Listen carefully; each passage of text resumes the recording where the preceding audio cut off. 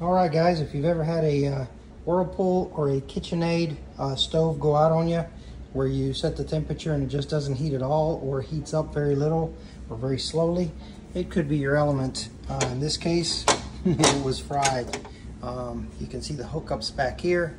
It goes on the bottom of the stove. So it actually sits right here.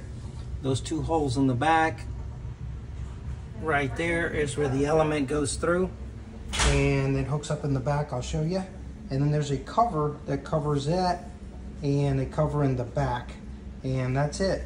The hardest part was getting this stove out, and this is a downdraft stove, so I didn't want to move it all the way out to unplug and just make more trouble. The new element is right here. We're going to install it. So here's a new element. We're going to put it through those holes, goes through the insulation, and it sticks out the back. This little plate screws on, as well as this little plate right here. Now let's go to the back side, and I'll show you how that plugs in.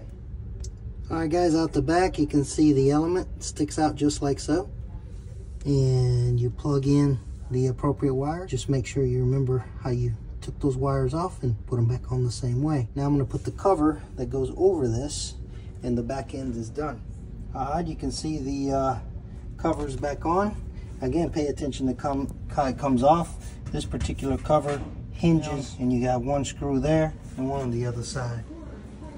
All right, guys, so this is the cover that goes on mine. It's got little vents on the side, a hole in each end, which goes on those tabs right there. So we're going to cover that, and then we'll turn power onto it, test it out. All right, cover is back on, as you can see. I made sure, and this ended up coming out when I took it off. It was tucked in here, so I tucked it back in as I lipped this cover back in. So just put everything back together the way you found it. And by no means am I an expert, so do this at your own risk. So now we've got a new element there, new coil there, and it's plugged into the back. It's got the cover in the back. Cover's on here. We can test it out and slide it back in. Now, of course, we are working on this with the power off. Do not ever work on anything with the power on. It's a good way to get shocked, start a fire, or worse. All right, guys, the cover is back on. This one just literally slides on and drops. Every stove may be different, but I'll show you real quick. It's got two screws. They go in on the wider side and then drop down into the narrow. Seems to be working. It's preheating, and it's already at 190. So there you go, guys, how to change the heating element on a KitchenAid.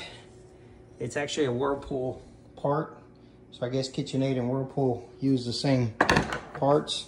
I looked on my oven, and you can look on the doorway. Most ovens, they'll have your serial number, your model number, and that's how I found it. And if you look,